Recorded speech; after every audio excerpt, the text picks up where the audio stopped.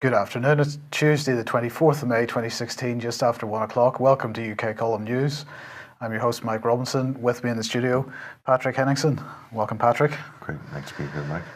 Okay, well, let's get straight into it because yesterday, some pretty horrendous bomb attacks in Syria.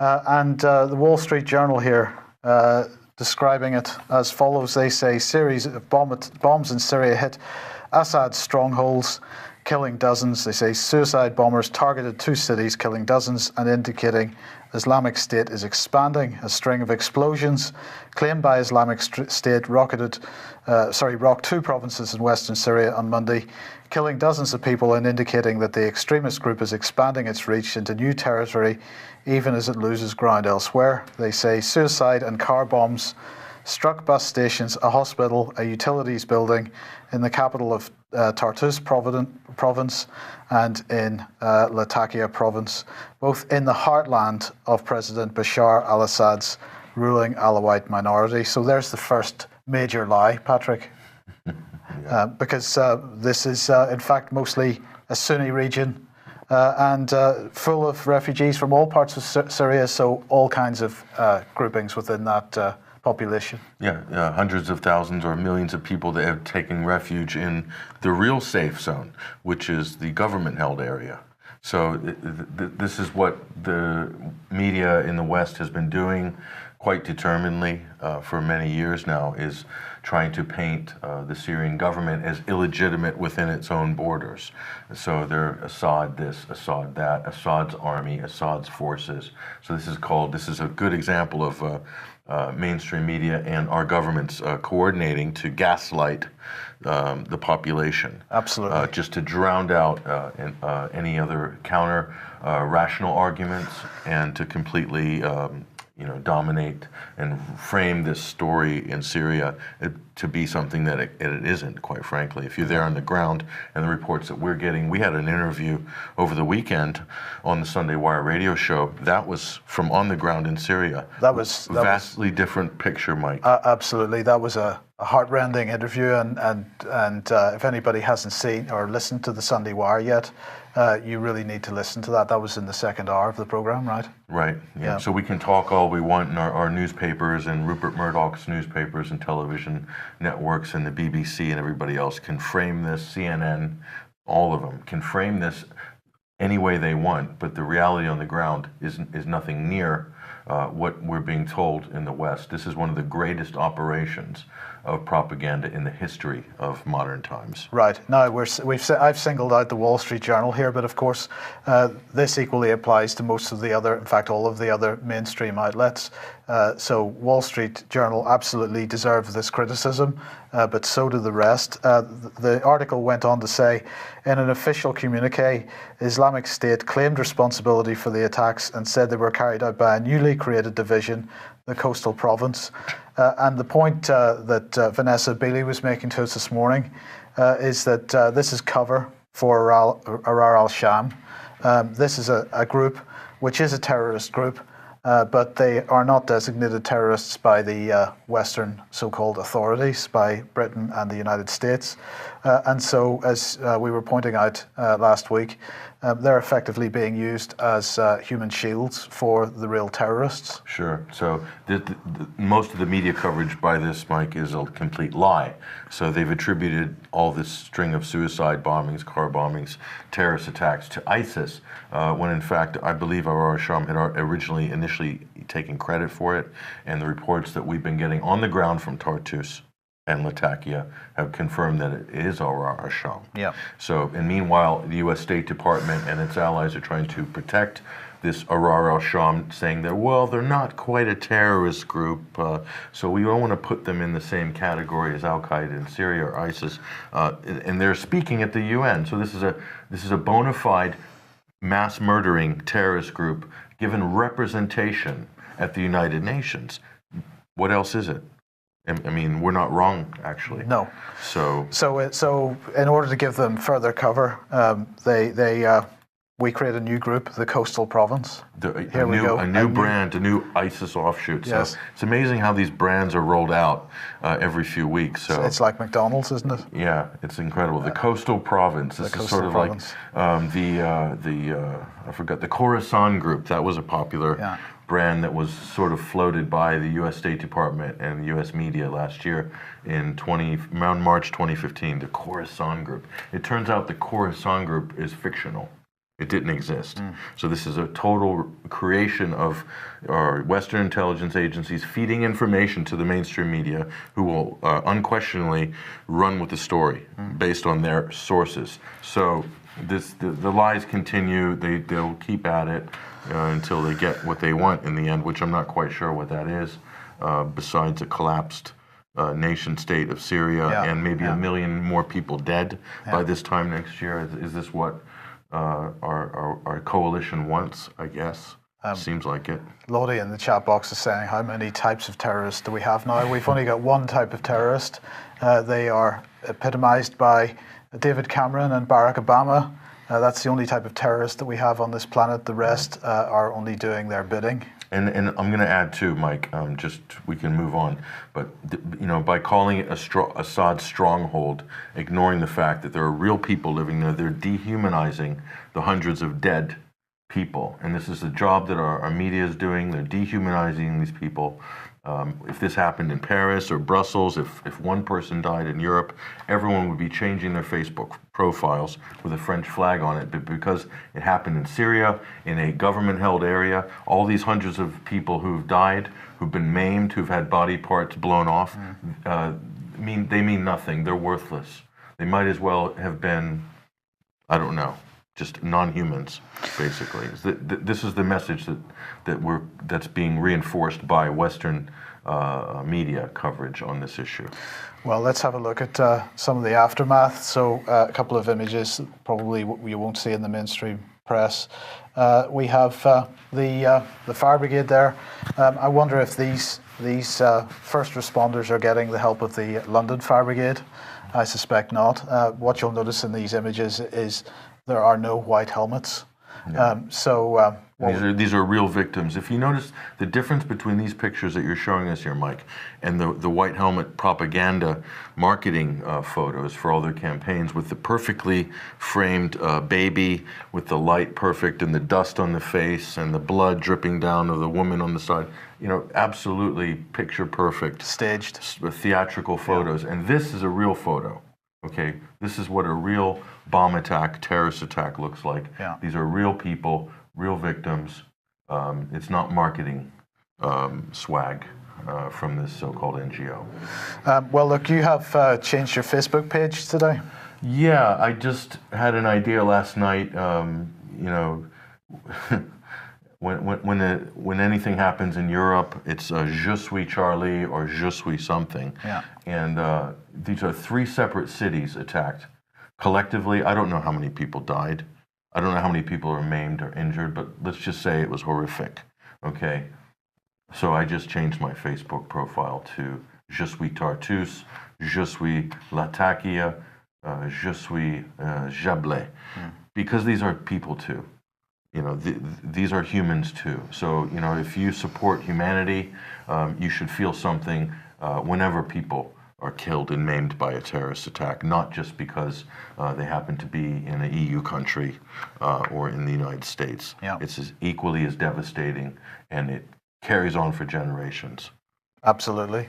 Now, we mentioned how various terrorist groupings are being protected, and really this is indicative of the protection that they're getting. So Kerry urged Lavrov to press for an end for the bombing of the Syrian opposition. And of course, when we see the words opposition or the word opposition in the press, we're talking about terrorists.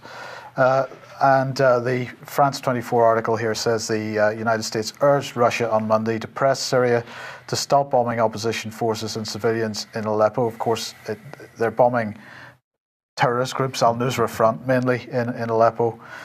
State departments, this is according to the State Department, they said Russia has a special responsibility in this regard to press the regime to end its offensive attacks and strikes immediately allow relief supplies as determined solely by the UN to reach all in need and to comply completely with the cessation of hostilities. Well, here we go. RT reporting the Russian Ministry of Defense making the point that al-Nusra is assembling a 6,000 attack force in Aleppo, and this is the grouping that Kerry wants protected. Mm-hmm. Yeah, clearly, when they say opposition in Syria, when the U.S. says the opposition, they mean the armed opposition. They mean the opposition being backed by the U.S. And the only opposition, and it's been reported many, many times, the al-Nusra Front, al-Qaeda in Syria, is the opposition. Even the lower tertiary level so-called rebel groups, they are mixed and intermingled and are under the command of al-Nusra. This is the most dominant, leading fighting force in this region, in this area, and they are a terrorist organization.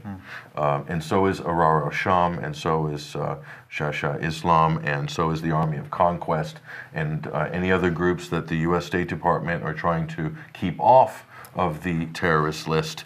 And we have terrorists in the United Nations who are giving testimony in peace talks or have a seat at the table of peace negotiations. Foreign-backed mercenaries who've invaded the country of Syria, who have no business whatsoever in the politics or the destiny of this country, are being given representation by the United States, by Washington. Isn't this extraordinary? It's like upside down. You know, white is black. Absolutely, absolutely. So while Kerry's busy demanding that Russia stop Assad's forces from attacking terrorists in Aleppo, Russia, on the other hand, is really saying to the US, you need to come on board, coordinate strikes on Jabhat al-Nusra. And this was Sergei Shoigu, the defense minister, last Friday, saying, we're proposing to the United States as a co-chairman of the International Syria Support Group to start joint operations of the Russian Air Task Force and the US-led aviation from the 25th of May to plan and deliver strikes against Jabhat al-Nusra groups, illegal armed formations that are rejecting the ceasefire regime, and also against the caravans with weapons and ammunition, armed units illegally crossing the Syrian-Turkish border, and in these operations exclude strikes against civilian facilities in populated areas. And he went on to say that, however, if the United States doesn't want to do that, that Russia reserves the right to conduct unilateral strikes on detachments of international terrorist organizations and illegal armed units that do not join the regime of cessation of hostilities. So that's a pretty clear message from Russia. While the US is saying, please don't bomb our terrorists anymore, Russia is saying, no, you guys need to join with us in getting rid of this lot because they are thugs. So this is a open, deliberate diplomatic move by Russia. This is diplomatic chess, and they're doing this in the full knowledge that the U.S. will not accept this offer. Absolutely. And this is diplomatic chess. This is designed to force a denial on the part of the United States to cooperate. So once again, we have Russia trying to work within international law, trying to work with international cooperation, doing it above the table, doing it legally, doing it openly, and then you have the United States doing a dirty war under the table, and in fact in the wide open right now, but doing a dirty war. So again, it's separating Russia from the United States. One of these countries is in the right, and one of them is in the wrong, and Russia is not in the wrong. No. So we know who's in the wrong here. So the world sees this, Mike, and this is just another saga, just another episode of this seedy business being carried out by the coalition to back and push a proxy dirty war. This is no different than what happened in Central America in the 1980s. It's no different than any other dirty war that we've seen throughout history. In 10 years' time, we will look back, or 20 years' time, we'll look back at this war, and it will be on the list of dirty wars, right there with the Contras, right there with El Salvador, right there in Angola, and the list goes on and on and on. Chile, and endless. You have to wonder how many times the same operation has to be run before people get the message. Yeah. Yeah. Is this a piece of good news, Patrick? Because the account has been suspended, and whose account is it? Well, it is none other than the Syrian Observatory on Human Rights. This little, what do you call them? This is an NGO, which is based out of a flat in Coventry. And it's the Syrian Observatory for Human Rights. So this is where the British government and the U.S. State Department and the UN get the data which they want from Syria in terms of death tolls and people killed by the regime, quote unquote. Yeah. It's being supplied by one man who I believe gets quite a lot of money from the EU in terms of funding from research that I think we presented this before. But his name is Osama Suleiman. But that's his real name. His stage name is Rami Abdul Rahman. And so in the media and the BBC and everybody will refer to him by his stage name, even though his real name is Osama Suleiman. So once again, it's an actor with a stage name, gallivanting around, masquerading as an NGO. Yeah. And it's very partisan, because if you're getting funding from the EU, and the EU's got sanctions against Syria, for no reason, really, and you're meeting in the Foreign Office. This is Suleiman coming out of the Foreign Office, probably meeting with William Hague. I think that was about the time William Hague was Foreign Secretary. That's right. So hardly nonpartisan. This is working with the British government, who are actively trying to undermine the nation and state of Syria by building a shadow state through all these various NGOs, which we covered on this program. Now, normally we wouldn't worry too much when we see an account suspended, signed, because that usually means somebody hasn't paid the bill. They usually pay the bill and it's back up again within a few minutes. But in fact, in this case, that website's been down for 2 days now. So that's why we're raising it. We're wondering what's going on. Has Mr. Rahman / Suleiman decided that enough's enough? Enough, yeah. Very interesting. He's being used as well, and he has a reason why he does what he does. Yeah. But he's being used by the governments that are cherry picking the data, in many cases the uncorroborated false data that he's probably putting forth as data from the Syrian conflict. Yes. Which they call a Syrian civil war, which is anything but civil. Absolutely. So. It's not a civil war. Yeah. I think we were saying back in 2011, 2012 was a proxy war, Patrick. I think so. I remember saying that. 2012. Yeah. Right. So of course, Syria is not the only place there's trouble. This is an American general, Air Force General Herbert Hawk Carlisle.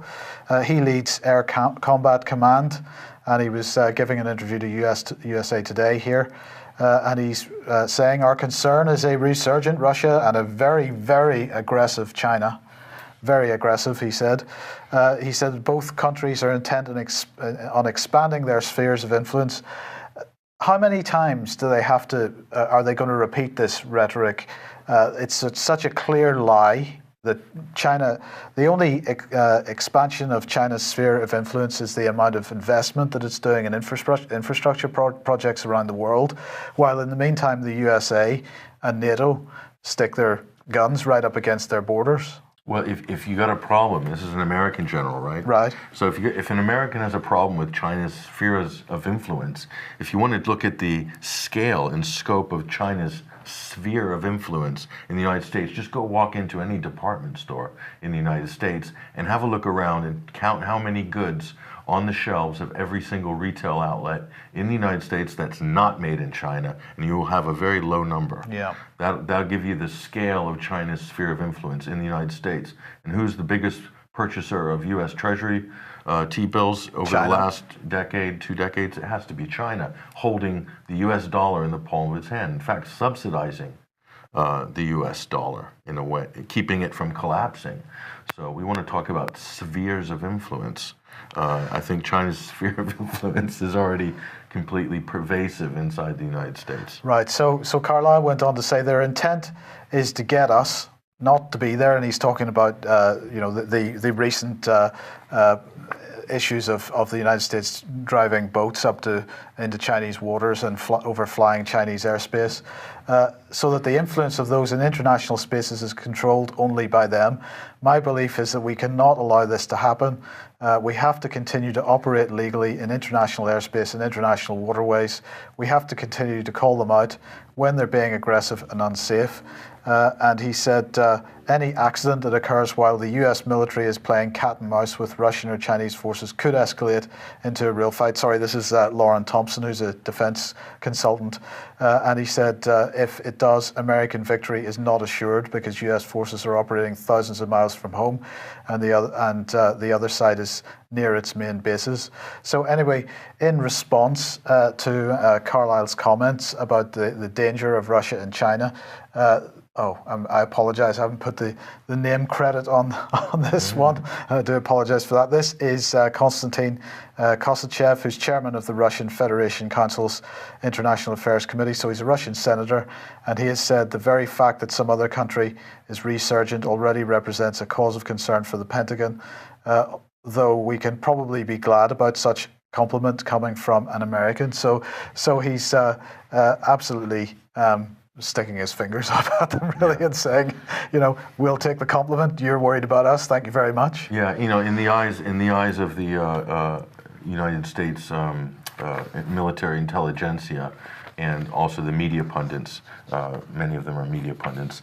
If Russia stayed in the same economically depressed position that it was during the immediate aftermath of the collapse of the Soviet Union, that would just be fine and dandy for all these military hawks. And so any country that's managed to limp its way out of the hole, which was dug by the international financial cartels, is then a resurgent power, and then must be tackled or headed off at the pass, so to speak. So all this is, Mike, is just gaming for the defense industry.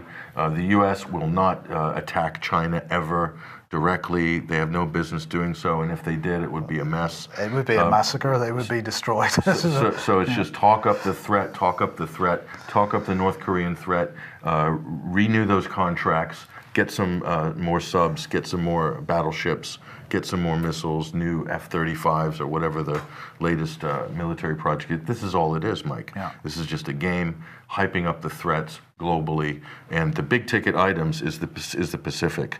This is naval power, nuclear assets, and things like that. This is the big ticket items. What's going on in the Middle East is a proxy war right now. There's a lot of small arms, tow missiles, Stingers.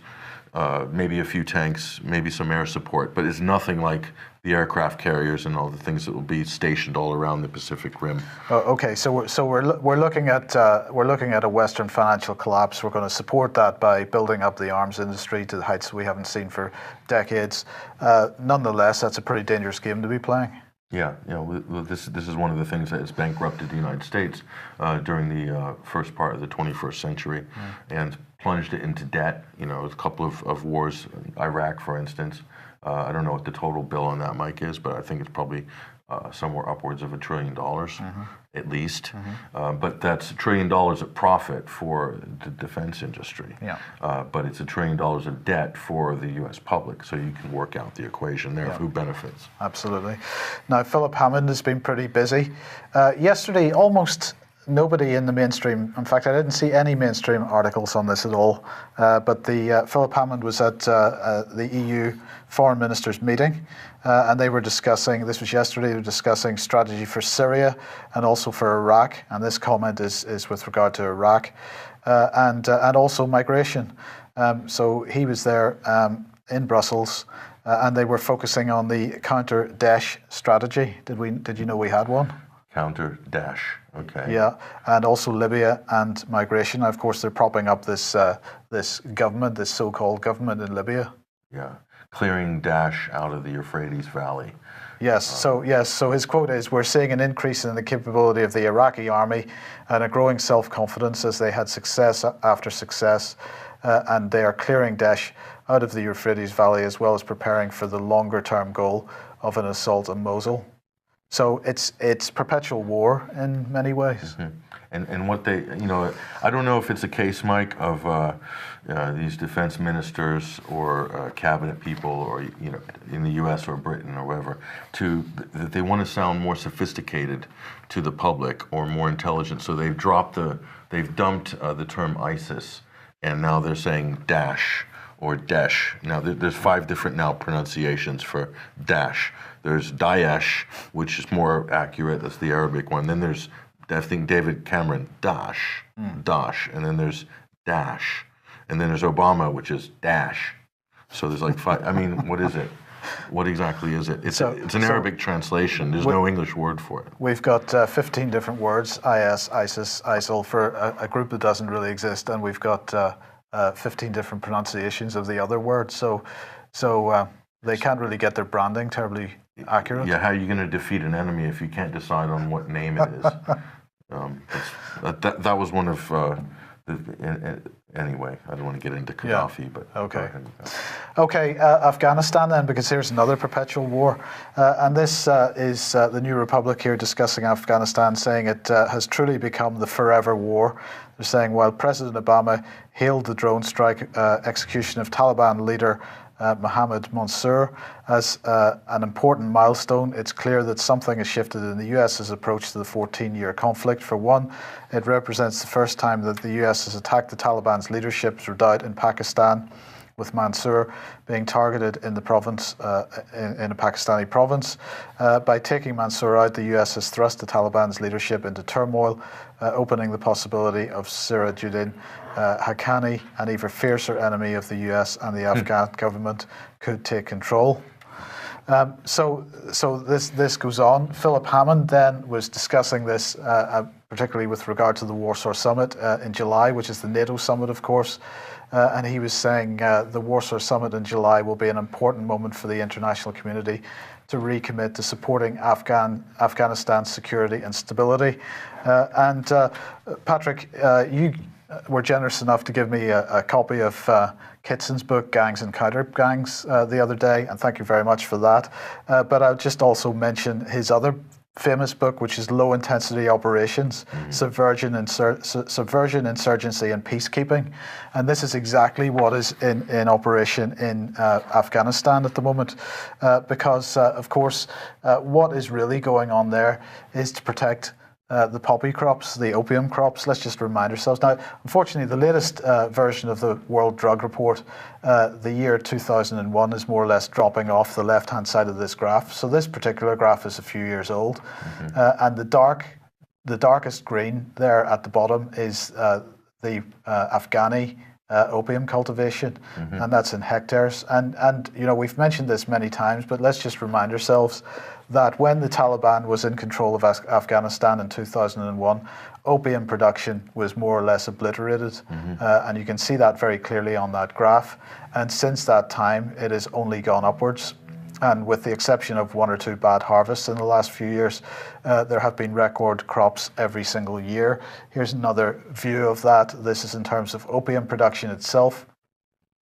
And Pat, one of the points that I have consistently made on this subject is that in this country, in the United Kingdom, we have large acreage of British farmland going over to opium production because the NHS has a shortage of opium supply for opiates, for painkillers. And so we have this situation. It's so transparent that we have this situation in Afghanistan, which has got bumper opium crops every year. These opium crops are not being diverted into the health service, into any health, for any health use. They're only for heroin. And of course, that heroin production that money is being diverted through the banking system. It's helping to prop up the banking system, but it's finding its way into the United States in particular at the moment, where it, as we've mentioned in recent weeks, has become a problem not for the traditional ethnic groups in the United States, which have always had drugs problems, for what we can discuss the reasons for that, but are now right into the middle classes and white middle class populations in the United States. We're seeing people overdosing and committing suicide on drugs for economic reasons mainly, but we've got a major heroin epidemic in the United States. This is the reason why Afghanistan continues to be a low-intensity operation, as Kitson would have put it. And I want to go back to that New Republic article. Just go back a couple of slides now. Let me just quickly comment on this. So this is the voice of the fake left in America. This is the Washington D. establishment's little left-wing rag. It's very similar to Foreign Policy magazine. Doesn't really get too deep. And they're saying, ooh, something has shifted in Afghanistan. They've been saying something has shifted every year since 2003, okay? Nothing has shifted in Afghanistan. This is an open-ended occupation. This is a cash cow for the military-industrial complex. This is also subduing the country of Afghanistan, and the Taliban got an award from the United Nations for basically wiping out the poppy crops and stuff in 2000 or 2001. They got that award in Washington, D.C., and then a year and a half later, the country is being decimated. So you have two cartels. You have the drug cartel, which is profiting off the heroin trade, flooding our streets with cheap drugs. And then you have all these drug addicts, and then they go through the NHS and to get their methadone or whatever the pill is of the day, opiate in some cases. So then they're profiting off these addicts a second time. There's another cartel. That's the corporate cartel. So you have the illegal cartel and the two drug cartels profiting twice off the victims. And if you remember, in this country, heroin was so expensive in the late 90s that it was almost disappearing from the scene. Yes. And then all of a sudden, as if by magic, after 9/11, as the production ramped up, the price dropped, and now we have an epidemic. And all the politicians are scratching their heads saying, wow, how did that happen? We just explained how it happened. So the numbers don't lie, Mike. The data doesn't lie. Absolutely. Now, Alex in the chat box is asking, where is the British opium crop really ending up? 100% bought by the NHS. This is a very good question, Alex, because when I asked the Home Office about this, it turns out that there is no requirement for any farmer who wants to grow opium in this country to obtain any kind of license for that. So this is the same type of these are opium poppies that are being grown in this country. There's no tracking of how much acreage there is. There's no you can grow opium crops in this country with as much freedom as you can grow wheat or corn. So for the heroin industry, we could have a domestic heroin industry, right? So that's absolutely right. So Alex is asking, where is this opium going? I don't think anybody has an answer for that. The official excuse is that it's used for the NHS. And meanwhile, if you want to grow cannabis, forget about cannabis, Mike. If you want to grow hemp, for industrial hemp reasons, the amount of licensing, the amount of regulations is unbelievable. Yeah. But yet, if you want to get into the heroin business, under the table, no problem. Yes. Okay, Pat, what's going on in Hungary?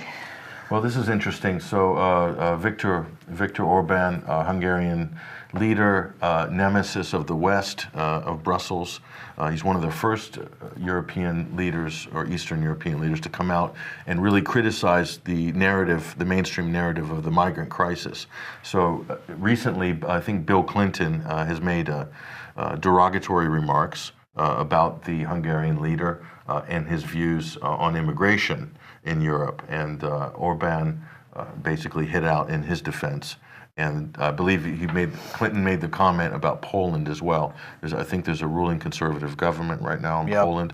And they also have criticized the mainstream narrative on the migrant crisis. So he's basically come out and called out George Soros as the key person. This is the Hungarian leader, calling out George Soros as the person who has turned the West, the left wing intelligentsia, the mainstream left, into pro-migration stance. Okay, this is what we were talking about at AV7 in my workshop, which was information warfare. And this is exactly a perfect case study. You take a group of people in the West and you find issues that you can use to subdivide this group. This is an incredible example of this. So you can't get any better than this. So I think he's right. George Soros is one of the architects. He's funding MoveOn.org, the Democratic Party, the White Helmets, every single thing through the Open Society Institute that you can possibly imagine. So I think Orbán's correct in that criticism. Okay, well, look, just before we move on, I just want to say that if anybody that isn't a member of the UK column, if you like what we're doing, please do subscribe. Help us do this more, do it better. We have lots of plans. We have a new format program coming out imminently. And we want to do much more of that and some other things. So if you can afford, or you can help us financially, that would be fantastic. And you've just launched a new membership. We have. Thanks for mentioning it. 21 Wire TV. We've launched a new website, 21wire.tv. This is the beginnings of a beta of a new membership site. And like yourself, we're trying really hard to roll out new and improved content, a new podcast for members only, and newsletter private for members, and a lot of other benefits as well, online shop. So we're trying to take things to the next level. So yeah, we need people's support to do that, and so does the UK column. Yeah. But we can do a lot together, and I think this new program that Mike is talking about, this will be coming out soon. Yeah. This will give you a taste of what we can do together when we put our heads together. Absolutely, absolutely. Okay, I have to admit, Pat, when we mentioned this story last week, almost a couple of hours after the program, suddenly there were claims that bits had been found floating around the ocean. It is staggering that yet again this aircraft, or an aircraft, has just disappeared, has not been found.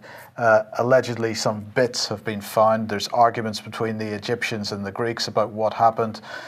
Bits have been found. Now we're saying that that no body parts have been found. There's human remains, but they're not big enough to actually be identified as a head or an arm or anything like that. So now they're suggesting that perhaps there was a bomb on board, whereas other people are saying, well, that absolutely that was not the case. How can we be? And the black boxes have not been found yet. These things send out a ping whenever they're involved in an accident. What's going on here? Do we think perhaps this aircraft is sitting in a hangar somewhere? Well, let's be logical about this. Let's use just basic deductive reasoning. The Mediterranean is not exactly the biggest body of water on the planet. It's actually one of the most shallow bodies of water for its size. So much so, I think one of our colleagues in the office pointed out that during the war, it was no good for submarines because the visibility was too good down to the bottom from the air. So we have all the satellite technology, we have the search and rescue technology, and a plane disappears out of thin air. The odds of this, Mike, in the water is probably very low. Yeah. We're talking 1 to a million or 1 to a billion. Now, it's more likely then, Mike, if there's no remains floating in the water, or if this plane went missing off radar below the deck, maybe 500 feet, that it would have landed in a nearby location. So what is in the catchment area of the last known position of this commercial airliner? What countries could it be? There's not a whole lot. No, well, what have we got? Well, I suppose it could have gone to Libya, could have gone to Israel, could have gone to Cyprus, Israel, probably Israel, Turkey, Greece. Yeah, Turkey, maybe. Yeah, I don't know. Greek island, perhaps. Malta. I don't know. So there's not a lot. Not a lot. Now, just to clarify, Tam in the chat box saying that RT are reporting the explosions. Actually, what's being reported is that the fact that there are no large body parts floating around the sea, that there are human remains which are can't be identified in particular. What's being reported is an assumption that there were explosions. So there is no evidence at this point of explosions, and no evidence on the parts which they're saying they found from this aircraft. There's no evidence of any explosive residue. Commercial airliners just tend to vanish a lot these days. It is incredible. It's a new phenomenon. It's only been since September 11, 2001 that airliners have vanished out of thin air. Yeah. So I don't know what the explanation is. The United States then is going to apparently release its report on murder, is this? This is the people that have been killed in drone strikes and so on. And he is hailing this. He was. I do apologise, I'm looking at the wrong thing. So anyway, this is a long-awaited report, a bit like the 28 pages perhaps. Maybe this is a diversion from that, I don't know. They're preparing to publish this, showing how many militants and non-combatant civilians they have killed since 2009 as a result of drone strikes. The article here from the Star suggesting that perhaps independent investigators are going to be suggesting that these figures aren't necessarily accurate, and that may be the case. But what's the timing of this about, do you think? I'm not sure, but I will tell you, without any reservation whatsoever, this president is working like hell for leather to shore up his legacy before he exits office in the new year. So this could be part of the housekeeping to patch up Obama's record, or to make him appear as a sort of a transparent president or something like this. When did this notion of legacy begin? Because prior to sort of Tony Blair and George Bush, I don't really remember the idea of legacy being pushed so hard in the press. But maybe in the States it was before that. Yeah, in the States it's always been an important thing in modern times. So you have books, you have best-selling books, you've got a film. I think at the end of George W. Bush's last term, they released a film called W. This was starring Josh Brolin. This was a legacy film. I can't remember who directed it. It might have been Oliver Stone. This was designed to create a soft landing for President Bush as he exited office in public relations terms. So Obama, you can absolutely be certain there'll be Obama the movie. It'll be either released before Christmas or it'll be released soon after the new year, and it would probably star someone like Will Smith playing Obama. If this is indeed the noises that I've heard coming out of Los Angeles, is that there's some sort of legacy film in the works. I don't know if that's going to happen. Maybe it's Sony Pictures or something like this. I'm not sure. I just heard like rattlings on the grapevine about it, but it's very important. Because no one wants to go down history like Richard Nixon. I think probably Richard Nixon is what spurred on the concept of legacy. No one wants to go down in flames in their post-presidential career the way Nixon did. Okay, controversial subject now for many people. I received an email a few days ago, and it was about the Greater Isreal project, and it was really criticizing you and me for not mentioning it when we were discussing Israel last week. This is a global research article, a great article discussing the Greater Isreal project. They're describing it as a Zionist plan for the Middle East. If you're not aware of this, do have a look at the article. But at the end of the day, Pat, this is just one plan. So it's not even necessarily the definitive plan. No, this is one plan which was drafted in the 1980s by an Israeli cabinet, a high-ranking cabinet official. Okay, but there is no proof that this plan is sitting on the desk of every single world leader, or even every single Israeli leader, or any Israeli leader for that matter. It is a plan, one of many plans, one of many visions. Just like Zbigniew Brzezinski has his blueprints, which he has drafted over the years for what the world should look like, what borders should look like. And this might be influential for world leaders in certain cadres, but maybe not in others. And this is also competing against other visions, what Russia might have as their vision for Eurasia, or even the Middle East, or the EU, or France, or Britain. And I think the problem with this is in a way a type of gaslighting, much like the concept of the New World Order, the NWO. Just because Henry Kissinger mentioned it and George Bush mumbled it in his speech doesn't mean that they have headquarters or offices, or they're not staffed up and there is no, where is the New World Order? It's a concept. It's an abstract concept.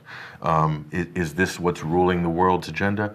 I haven't seen any proof of this. Maybe it is. Maybe it's not. But the problem is when you get obsessed when you kind of fall victim to gaslighting any one particular rabbit hole, you go blind to everything that is happening right in front of you today. And if you look at the Middle East, yes, Israel is a major thorn in the side of the Middle East for many, many decades. The creation of Israel and the program which is being run, which is Palestine. Okay, this is a huge problem for world peace. This is for international relations, for Arabs in the Middle East.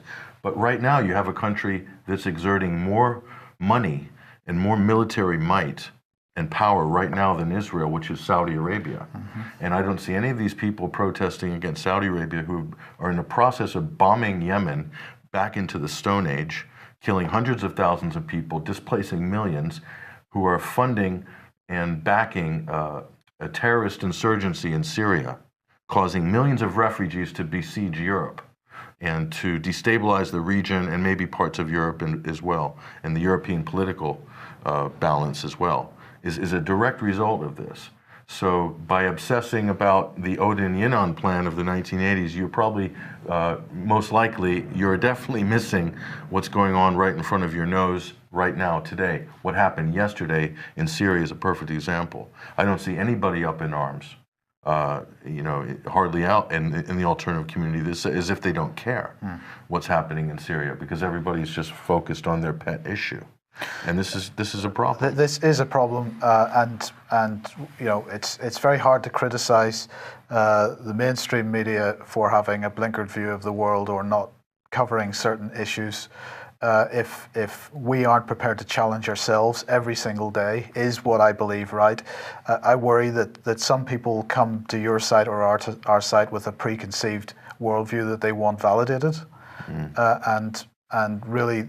Quite the opposite should be what's happening. Everything we say, everything we write should be challenged, and everything that the mainstream media writes should be challenged, and we shouldn't be coming to this every day with a preconceived idea that because X has happened, that means that Y is going to happen. The fact of the matter is, if you're sitting in the UK or you're sitting in the United States, your governments are selling arms, are selling weapons, and our firms are profiting off the sale of arms to a country like Saudi Arabia, who are using it in an illegal war of aggression and to back terrorist groups that are ruining whole parts of the region. Okay, now, mind you, we give a lot of money in the United States to Israel. We subsidize their defense military-industrial complex to the tune of approximately $4 billion per year in U.S. military aid. But that's important and that's crucial. But if you look at what's happening via Saudi Arabia or the United Arab Emirates or Qatar, and these are all U.S. allies and clients of our defense industry, and what they're doing with those weapons, Mike, today, right now, not 20 years ago and not in the future. It's happening now, and I think people need to wake up and look at what's going on right now. Okay, well, let's leave today on a lighter note. And Patrick, I'm not sure what this is, but I found this particular image particularly disturbing. Okay, you want to advance to the next image. We don't want to show that. So this is one of the most famous things about Plymouth, a lot of people aren't aware, is Plymouth. I didn't know this until Plymouth is home to the gray mayonnaise, or the gray aioli, I think they call it. Gray. So it is exactly the same color as that building. That building there, and it looks like gray paint. And apparently this is like the top delicacy in Plymouth. I didn't know this, and I didn't see it on a Gordon Ramsay program. But so I sampled this the other night, and it's pretty incredible. It tastes like real aioli mayonnaise, but it looks like gray paint trimming. But that might not mean a lot to anybody. Anyway, if you come to Plymouth, you'll ask for the gray mayonnaise. Yes, we'll take you there. If you come to visit the UK column, we will take you there for that delicacy if you want it.